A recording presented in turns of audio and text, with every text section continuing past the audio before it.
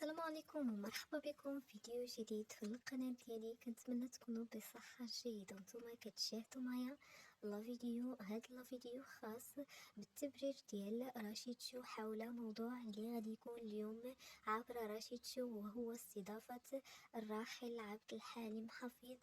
اذا هنا كيوضح رشيد شو شنو السبب وكيفاش حتى داز هذا اللقاء، وواش ذكاء اصطناعي ولا لا.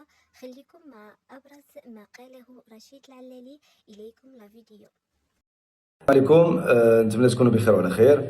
كندير هذا الفيديو باش نشرح شويه التفاصيل ديال الحلقه مع الفنان الراحل عبد الحليم حافظ. وضحكوني بزاف التعاليق، سيرتو التعليق اللي فيه ساليتي من الحيين ونسيتي الميتين. نبغي نشرح اولا واحد المساله اللي تكلموا عليها بزاف ديال الناس، قالوا لي واش عندك الحقوق ديال هاد الحلقه انك ديرها، واش استشرتي مع العائله ديالهم؟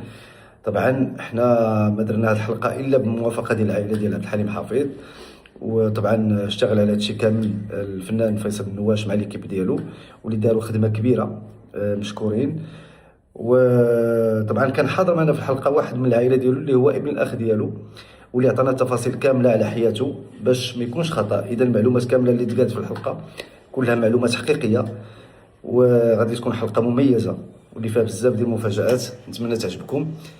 من بعد الحلقه نعطيكم التفاصيل كيفاش حتى بان لكم عبد الحليم بوجهه وكتسمعوا صوته، وراه ماشي ذكاء اصطناعي.